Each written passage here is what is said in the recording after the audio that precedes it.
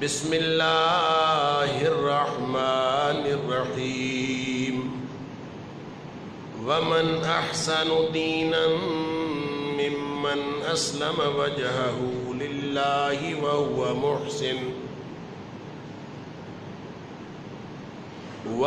محسن واتبع ملة ابراہیم حنیفا واتخذ اللہ ابراہیم خلیلا۔ اور اس سے اچھا دین کس کا ہوگا جو اپنا آپ اپنے اللہ کے سپرد کر دے اور پھر وہ ایسی زندگی گزارے کہ وہ محسن بن جائے،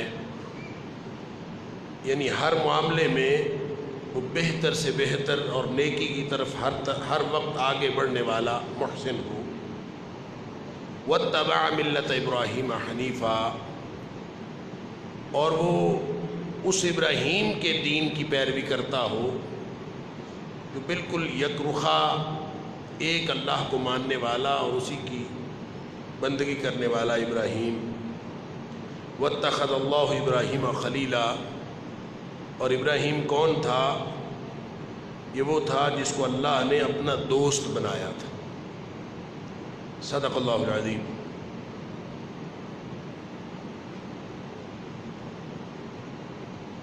اللہ تعالیٰ نے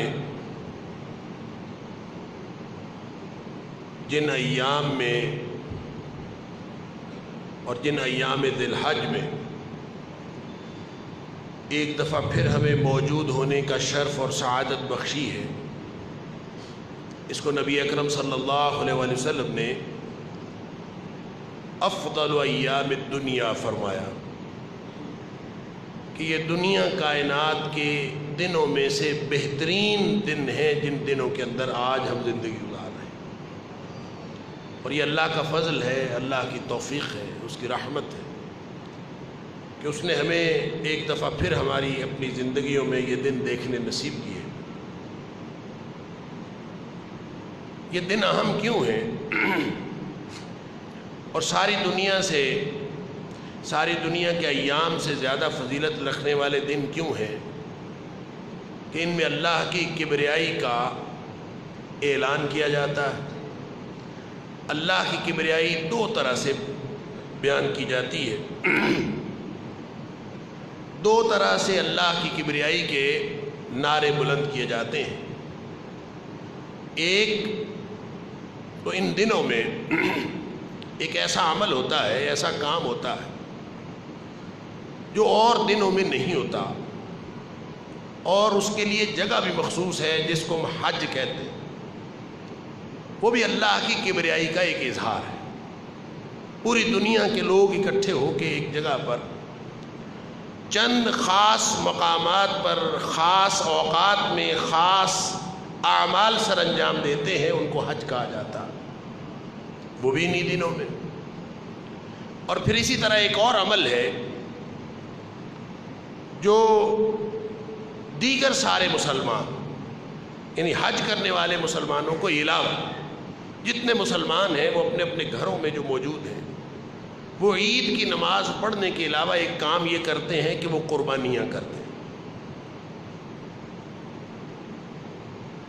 اور قربانی کرنے کا مطلب یہ ہے کہ ایک جانور خریدا جائے تندرست، صاف ستھرا، خاص معیار والا، جس کو حدیث میں مسنہ کہا جاتا ہے، دو دانتا ہونا چاہیے، ایک خاص عمر کا، جس کی نشانی یہ ہے کہ وہ مسنہ ہو۔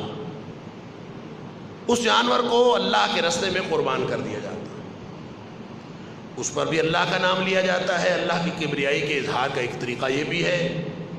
اور پھر انہی دو اعمال کے اور ان دو بڑے جو ایونٹس ہیں، انہی کی وجہ سے شاید پورے 10 دن صحابہ کرام کا معمول تھا کہ وہ تکبیریں بلند کیا کرتے تھے، اللہ کی کبریائی کے کلمات بلند کرتے تھے۔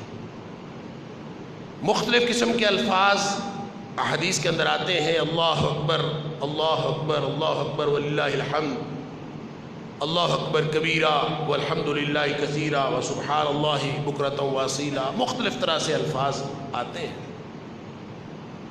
تو جو بھی الفاظ ہوں اللہ کی کبریائی کا اظہار کیا جاتا ہے. سوال یہ پیدا ہوتا ہے کہ یہ جو اللہ کی کبریائی بلند ہوئی خاص عمل حج میں جا کے، یا اللہ کی کبریائی کے کلمات بلند کیے گئے اس عمل کے ذریعے جس کو ہم قربانی کہتے ہیں، یا پھر زبان سے کلمات ادا کیے گئے، کیا صرف یہ کلمات زبان سے ادا کر لینا یہ کوئی ایسا عمل ہے کہ ان دنوں کو ساری دنیا کے دنوں سے سب سے زیادہ بہترین دن قرار دے دیا جائے؟ کیا خاص اوقات میں چند خاص اعمال خاص مقامات پر ادا کر کے جس کو حج کہا جاتا ہے، کیا ان مقامات پر چلے جانا، محض چلے جانا، کیا یہ اتنی اہمیت کا حامل ہے کہ اللہ نے ان دنوں کو دنیا کائنات کے دنوں سے سب سے زیادہ اہمیت اور فضیلت والے دن قرار دے دیا؟ یہ سوچنے اور سمجھنے کی بات. معاملہ گھروں پہ قربانی کا ہو، معاملہ زبان سے کلمات کبریائی ادا کرنے کا ہو، یا معاملہ حج کے مناسک کا ہو، ان تمام معاملات کے پیچھے ابراہیم علیہ السلام اور ان کے خاندان کی خصوصی تاریخ وابستہ. اس کا مطلب یہ ہوا کہ ان ایام میں جو فضیلت رکھی گئی ہے اس کا تعلق نہ کلمات کے ساتھ ہے، نہ جانوروں کے گلے پر چھری پھیر دینے کے ساتھ ہے، نہ خاص ایام میں خاص معاملات یا خاص مناسک ادا کر کے جس کو ہم حج کہتے ہیں اس کو ادا کر لینے کی وجہ سے ہے، بلکہ اس کے پیچھے ایک تاریخ ہے جو عقیدے کی جد و جہد ہے، جو عمل کی جد و جہد ہے، جو اللہ کے ساتھ وابستگی کی جد و جہد ہے، جو شرک کے خلاف توحید کی جد و جہد ہے، جو کائنات کے سارے معبودان باطلہ کے خلاف اللہ کی توحید کا غلغلہ بلند کر دینے کی تاریخ ہے. اس وجہ سے یہ ایام دنیا کائنات کے ایام میں سب سے زیادہ افضل ایام. عقیدہ اور پھر عقیدہ توحید یہ فرق ڈالتا ہے. اللہ اکبر. اس سے نہ صرف لوگوں میں فرق پڑتا بلکہ زمان و مکان میں فرق پڑتا ہے. جہاں اللہ کی کبریائی کا کلمہ بلند ہوتا ہو اور جہاں غیر اللہ کی کبریائی کا کلمہ بلند ہوتا ہو، زمان و مکان بدل جاتے ہیں، لوگوں کی قسمتیں اور مقدر بدل جاتا ہے، لوگوں کے انجام بدل جاتے ہیں، لوگوں کی تقدیر بدل جاتی ہے، فضیلت کے معیار بدل جاتے ہیں. تو اصل بات اس کے پیچھے ہمیں تو صرف یہ پتہ ہے کہ قربانی کرنی ہے. ہمیں تو آج تک یہ بھی نہیں پتہ چلا کہ قربانی، لفظ قربانی، اللہ اکبر. لوگ مسئلہ پوچھتے ہیں کہ ایک آدمی حج پہ جا رہا ہے، اس کے اہل خانہ یہاں ہے پاکستان میں، تو وہ وہاں حج کے اوپر بھی قربانی کرے گا، تو کیا اس کے اہل خانہ بھی قربانی کریں گے؟ یہاں مسئلہ پوچھتے ہیں نا. اکثر لوگ آتے ہیں مسئلہ پوچھتے ہیں، حج کرنے گیا جی وہ وہاں قربانی کرے گا تو کیا اس کے اہل خانہ بھی یہاں قربانی کریں گے؟ سوال. اللہ اکبر. سمجھ لیجئے یہ سوال اصل میں پیدا کیوں ہوا. یہ سوال اس لیے پیدا ہوا ہے کہ ہم قربانی کی حقیقت کو نہیں سمجھے، وگرنہ یہ سوال پیدا نہیں ہوتا. لفظ قربانی بھی عربی زبان کا لفظ. اللہ تعالیٰ نے قرآن میں فرمایا اذ قربا قربانا، آدم کے دو بیٹے، وَاتْلُ عَلَيْهِمْ نَبَأَ ابْنَيْ آدم، ان کو ذرا آدم علیہ السلام کے دو بیٹوں کی کہانی سنا دیجیے. اذ قربا قربانا، جب دونوں نے ایک ایک قربانی کی تھی. تو اس کا مطلب ہے قربانی تو عربی زبان کا لفظ ہے، بلکہ قرآنی لفظ ہے. جو ہم کوئی پیسہ خرچ کریں اس کو بھی قربانی کہا جاتا ہے. وہ کہتے ہیں اس نے بڑی قربانی دی ہے. جس نے وقت لگایا ہو، اپنی جان لگائی ہو، اپنی صلاحیتیں لگائی ہو، ہم اس کو بھی قربانی کہتے ہیں کہ اس نے بڑی قربانی دی ہے. لفظ قربانی اس کے لیے بھی استعمال ہوتا. اگر کسی نے کسی کو دوسرے پر ترجیح دی ہو، ہم اس کو بھی قربانی کہتے ہیں. عربی زبان میں قربانی بھی ہے. اگر آپ مال خرچ کر کے قربانی دے رہے ہیں، اس کے لیے عربی زبان میں الگ لفظ ہے جس کو انفاق کہا جاتا ہے. وَمِمَّا رَزَقْنَاهُمْ يُنْفِقُونَ. یہ تو اہل ایمان کا شیوا ہوتا ہے کہ جو کچھ بھی ہم نے ان کو عطا کیا ہے وہ ہر وقت اس کو خرچ کرتے رہتے ہیں، اس طرح وہ قربانی دیتے رہتے ہیں. پھر ایک قربانی ہے جس کو ایثار کہا جاتا ہے، اپنے اوپر دوسرے کو ترجیح دے دینا. وَيُؤْثِرُونَ عَلَىٰ أَنفُسِهِمْ وَلَوْ كَانَ بِهِمْ خَصَاصَةٌ. خود جتنی مرضی تنگی تکلیف برداشت کر لیں، دوسروں کو ترجیح دیتے ہیں. اور اس کے پیچھے وہ ابو طلحہ انصاری کا واقعہ وہ واضح کر دیتا ہے کیا قربانی دی تھی انہوں نے. یہی تو قربانی دی تھی، اپنے اوپر ترجیح دی تھی اللہ کے رسول صلی اللہ علیہ وسلم کے مہمان. کہ نبی پاک صلی اللہ علیہ وسلم فرمایا تھا کہ میرا مہمان ہے، میری ازواج مطہرات کے گھر کھانے کو نہیں ہے، میں مہمان کی خدمت کرنا چاہتا ہوں.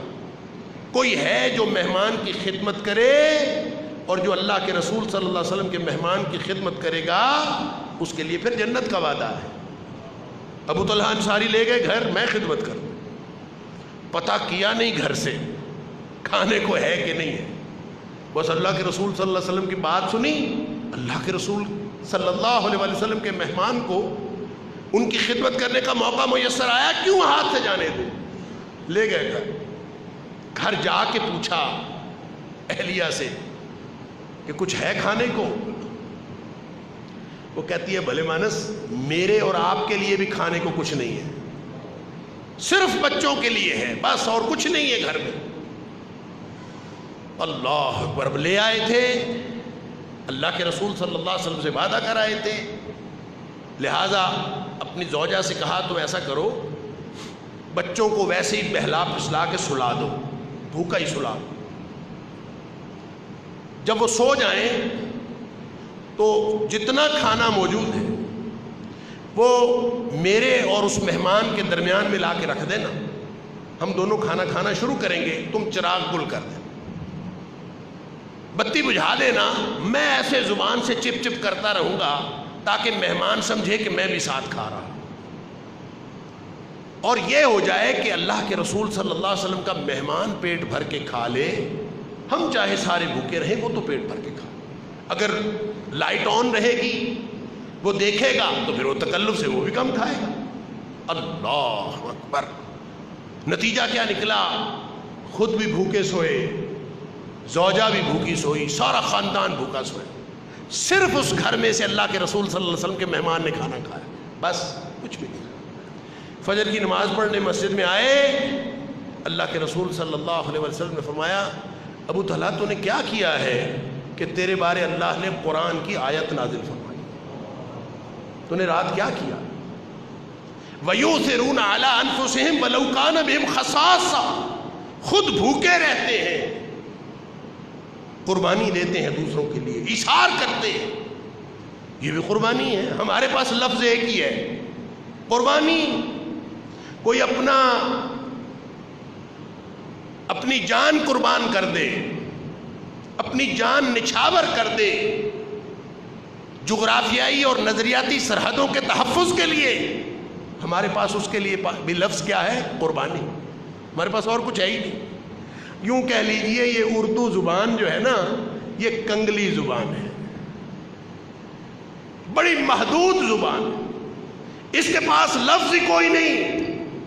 یہ قربانی کو بھی قربانی کہتی ہے، یہ ایثار کو بھی قربانی کہتی ہے، یہ انفاق کو بھی قربانی کہتی ہے، یہ شہادت کو بھی قربانی کہتی ہے.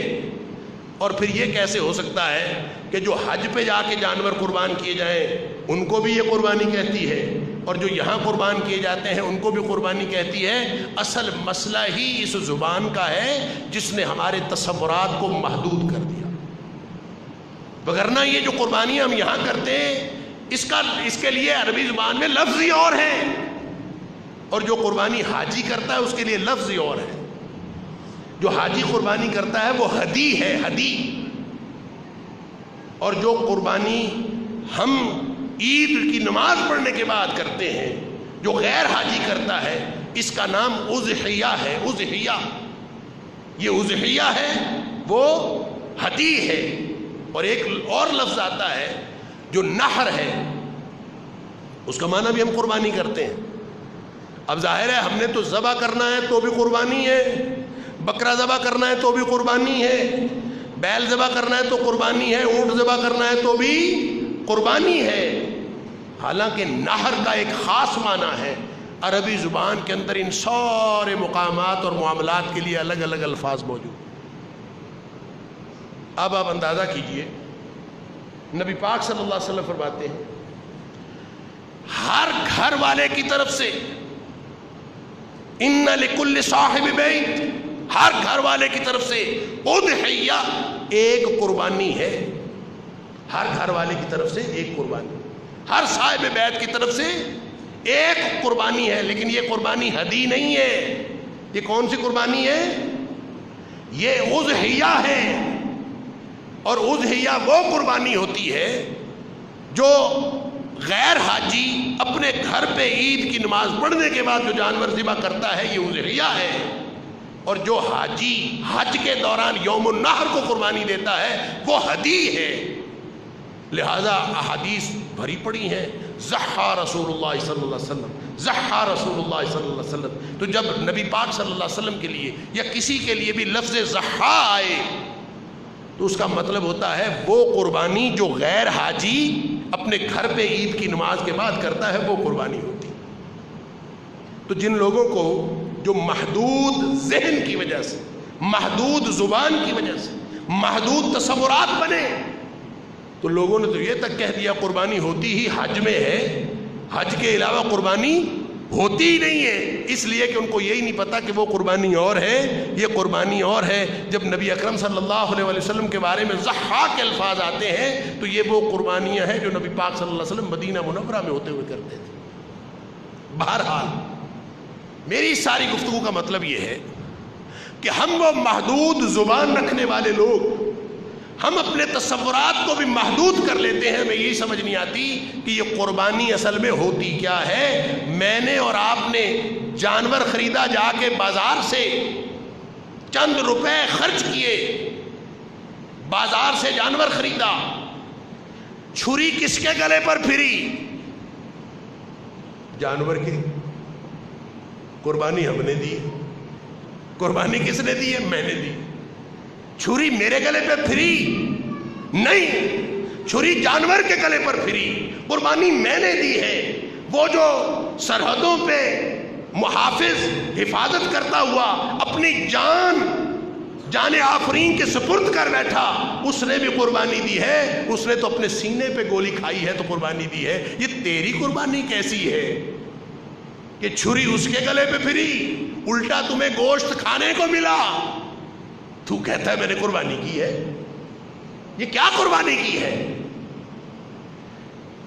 جس کو یہ تصور سمجھ میں نہیں آیا، جو قربانی کے اس محدود تصور سے باہر نہیں نکلا، جس کو شریعت اسلامیہ کا تصور قربانی، تصور نحر، تصور اضحیہ، تصور ہدی یہ سمجھ میں نہیں آیا، اس کو یہ سمجھ کہاں سے آئے گی کہ یہ جو قربانی ہم اپنے گھروں پہ کرتے ہیں یہ کیا ہے، اور وہ قربانی جو حج پہ جا کے کرتے ہیں وہ کیا ہے؟ یہ تو بڑی اگلی باتیں ہیں۔ ہمیں تو بنیادی بات کی سمجھ نہیں آئی کہ جانور کے گلے پر چھری پھیر کے ہم قربانی کیسے دے رہے ہیں۔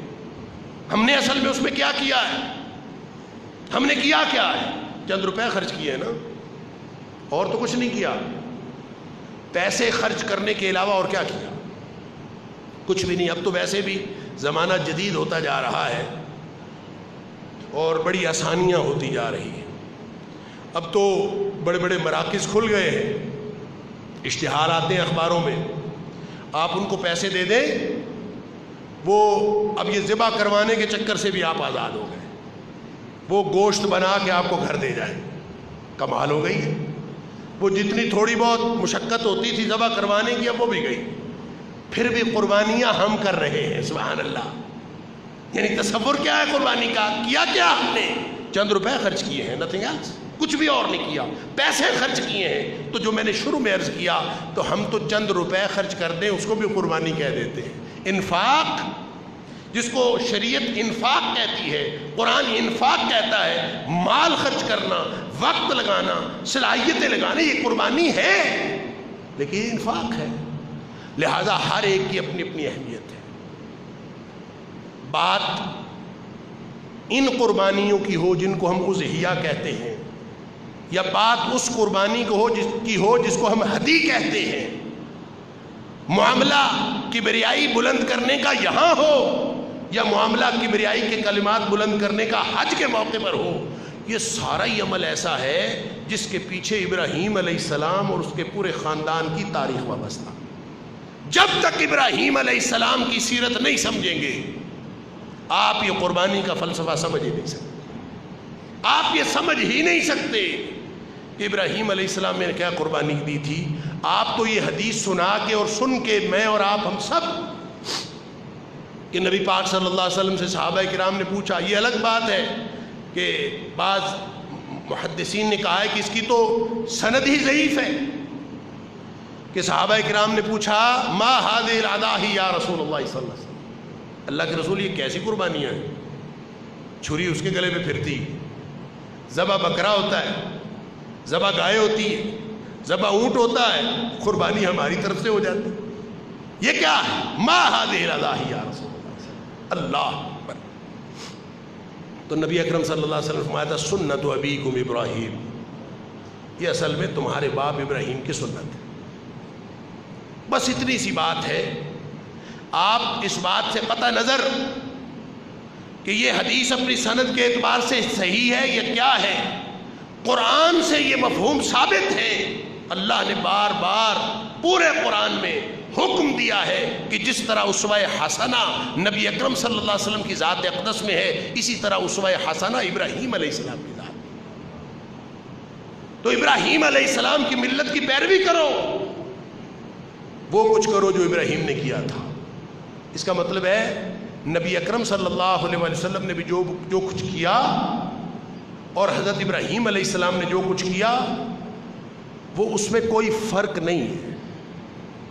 یہاں اللہ تعالیٰ نے فرمایا نا, ابراہیم تو اللہ نے خلیل بنایا تھا. ابراہیم کو تو اللہ نے خلیل بنایا تھا. اور خلیل کون ہوتا ہے؟ اللہ اکبر. خلیل وہ دوست ہوتا ہے, خلیل دوست کو کہتے ہیں, اور اصل میں وہ دوست ہوتا ہے جو دوسرے کا رازدار ہو, رازدان. بالکل ایسا راز, یہ دوستی ایسی نہیں ہے کہ بس گئے اور سلام دعا کیے اور ہم دوست ہیں جی گپ شپ کی. نہیں, جو رازدان ہوتا ہے نا, جس کے ساتھ رازداری کی باتیں کی جاتی, وہ خلیل ہوتا ہے. اللہ تعالیٰ فرماتا ہے واتخذ اللہ ابراہیم خلیلا. ابراہیم کا کوئی ایسا کارنامہ ہے جس کی وجہ سے اللہ نے ابراہیم کو اپنا خلیل بنا لیا تھا. اللہ اکبر. اور نبی اکرم صلی اللہ علیہ وسلم ارشاد فرماتے ہیں, اور یہ صحیح حدیث ہے, کہ نبی پاک صلی اللہ علیہ وسلم نے فرمایا کہ اگر میں اپنے اللہ کے علاوہ, اللہ اکبر, لو کنت آخذ خلیلا غیر ربی, اگر میں اپنے اللہ کے علاوہ کسی کو خلیل بناتا, اس کا مطلب یہ ہے کہ اللہ کے رسول صلی اللہ علیہ وسلم کا خلیل بھی اللہ کے علاوہ اور کوئی نہیں ہے. اگر میں اللہ کے علاوہ غیر ربی, اگر میں اللہ کے علاوہ کسی کو اپنا خلیل بناتا, لاتخذت ابا بکر خلیلا, تو میرا پھر خلیل ابو بکر ہوتا. میں پھر ابو بکر کو خلیل بناتا, اس لیے کہ معیار پہ پورا اترتا ہے ابو بکر, خصوصیات پوری ہیں, رازداری رکھتا ہے, اور جو ایک خلیل کے سارے اوصاف ہوتے ہیں وہ سارے کے سارے ابو بکر کے اندر موجود. لیکن میں نے چونکہ اللہ کے علاوہ کسی کو خلیل بنایا ہی نہیں, لہٰذا میں اگر بناتا تو ابو بکر کو بناتا. تو اس کا مطلب ہے کہ نبی اکرم صلی اللہ علیہ وسلم کا خلیل بھی اللہ کے علاوہ کوئی نہیں، اور ابراہیم کا خلیل بھی اللہ کے علاوہ کوئی نہیں، ابراہیم اس کا خلیل ہے. سبحان اللہ. اور نبی اکرم صلی اللہ علیہ وسلم بھی اس کے خلیل ہیں. اور یہ اللہ نے جو ابراہیم علیہ السلام کو خاص ڈسٹنکشن اور فضیلت عطا فرمائی، وہی فضیلت اللہ نے نبی اکرم صلی اللہ علیہ وسلم کو. لہذا ہمارے لیے حکم ہے کون سا دین؟ دین وہ جو ابراہیم جیسا دین ہو. اور ابراہیم کا دین کیا تھا؟ آپ ساری باتیں چھوڑ دیں، قربانی کے حوالے سے دیکھ لیں ابراہیم نے کیا قربان کیا تھا. کیا جانور قربان کیا تھا ابراہیم نے؟ ابراہیم علیہ السلام نے قربانی کیا دی تھی؟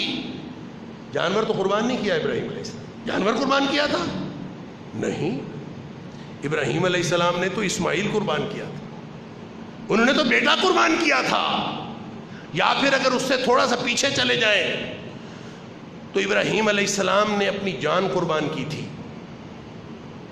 سارا وقت کا جتنا بڑا، یعنی وہ فرعون تھا، وقت کا فرعون، نمرود جس کا نام تھا، وقت کا بادشاہ، اس کا جتنا بڑا نظام تھا، جتنی بڑی اس کی حکومت تھی، وہ ساری جت گئی کہ ایک آگ کا الاؤ دہکاؤ، اس میں ہم ابراہیم کو جلائیں گے.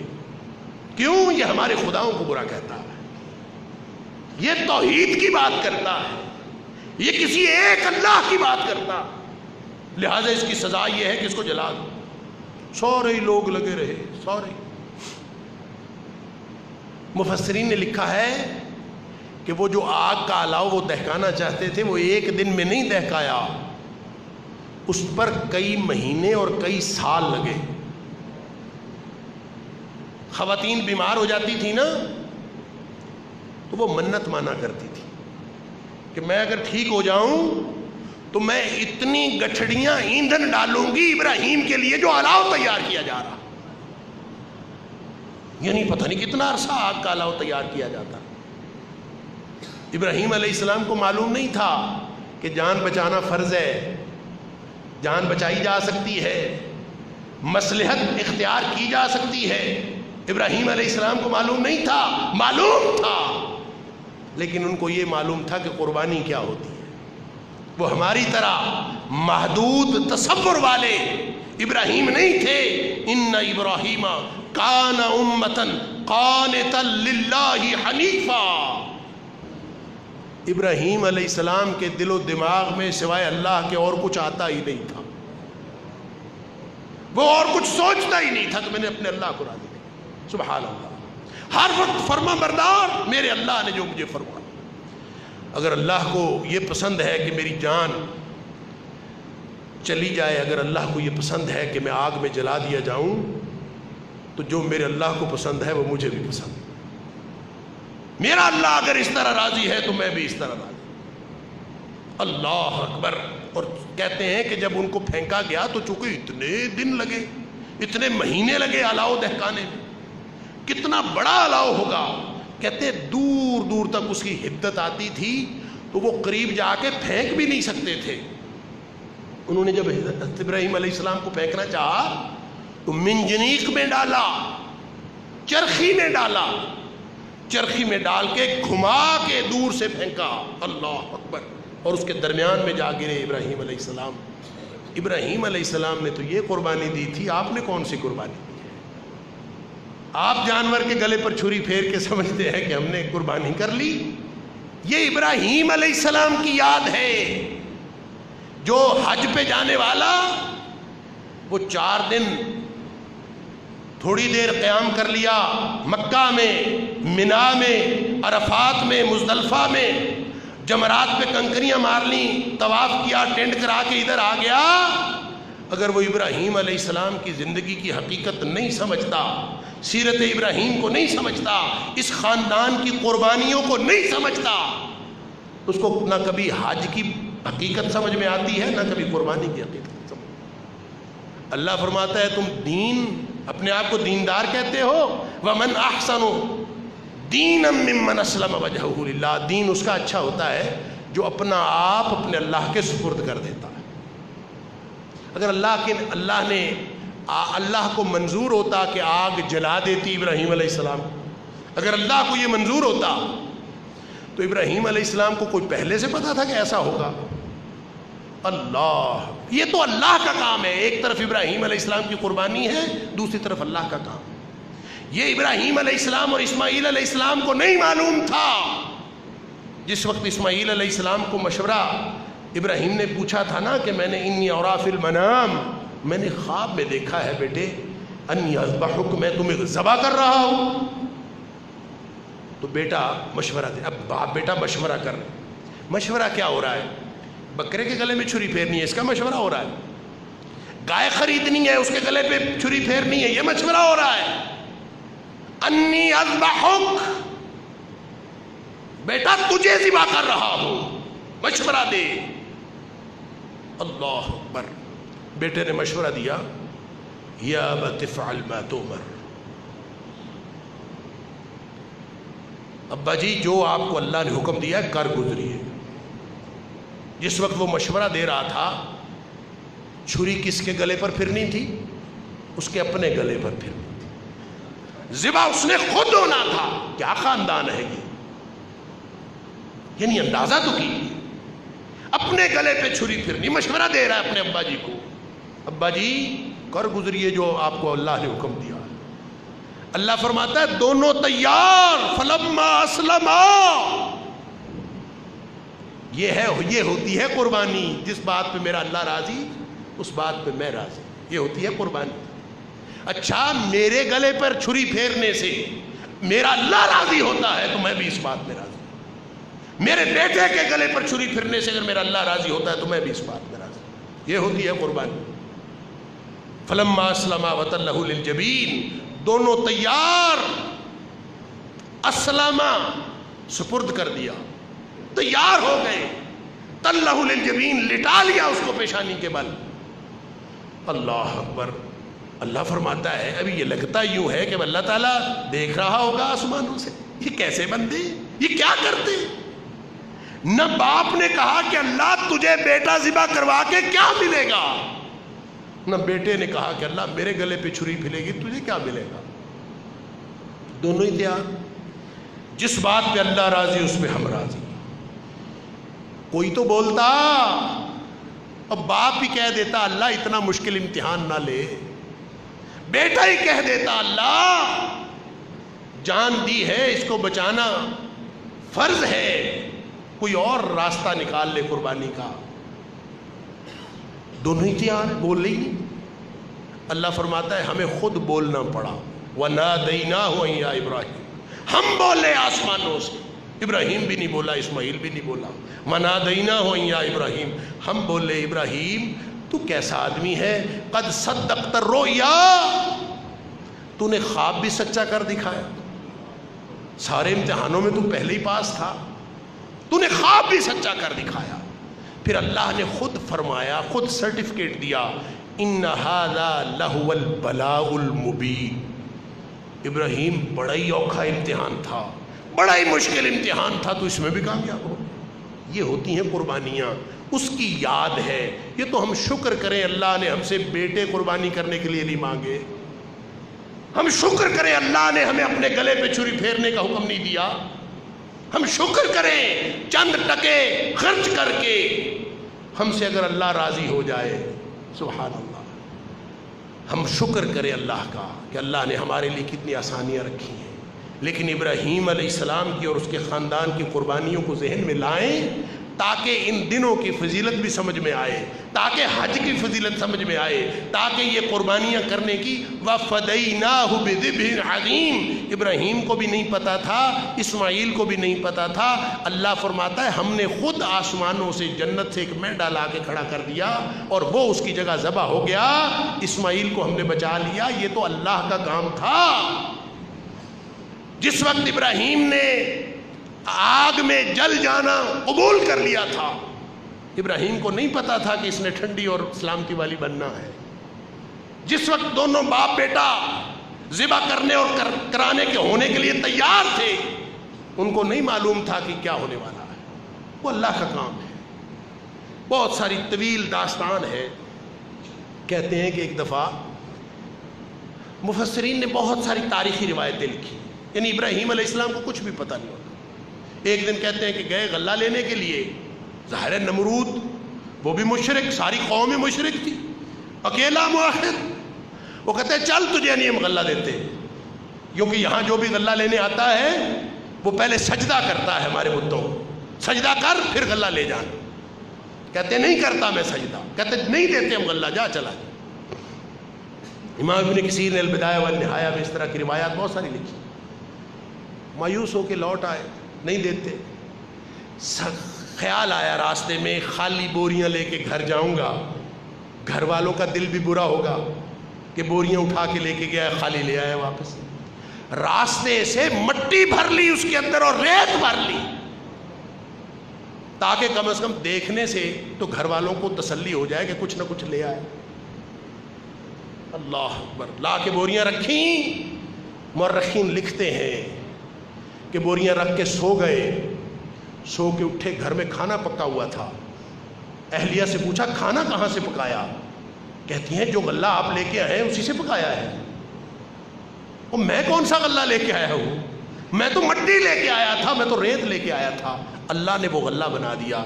ابراہیم نہیں جانتے تھے کہ جب توحید کے لیے انسان کھڑا ہوتا ہے تو کیا کچھ ملتا ہے. اللہ جانتا تھا. اللہ کو خوب معلوم ہے کہ جو میری توحید کے لیے کھڑا ہوتا ہے اس کو میں نے کیا کیا فضیلتیں عطا فرمائی. تو زمان و مکان کی اور شخصیت کی، فرد کی انفرادی اور اجتماعی فضیلتیں ساری منسلک ہیں عقیدہ توحید پر ڈٹ جانے کے ساتھ. اللہ تعالیٰ مجھے اور آپ کو ایسی قربانیاں دینے کی توفیق عطا فرمائے. وآخر دعوانا الحمدللہ.